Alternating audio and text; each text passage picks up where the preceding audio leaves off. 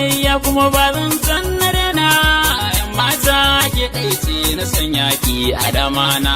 Yau ne na rike soyayya kuma ba zan can na daina, dan gata kai ɗai ne na sanya ka a damana. Na baki amanar soyayya zo jani, na baki akalar soyayya zo jani, kirge na amana sam karfa ki canza ni.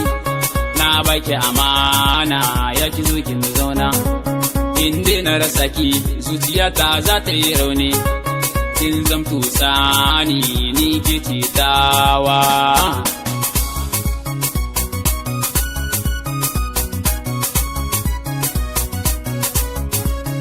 Muradin raina ni kai ne zaɓi na, inda rai da rabo wata rana ka zama angona.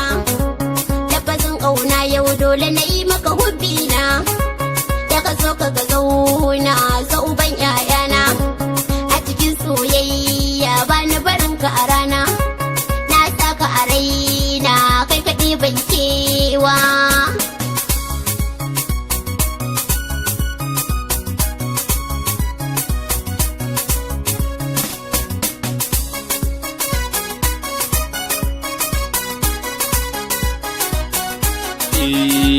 Lafazin ƙauna ke dai zan yi wa abar ƙaunata.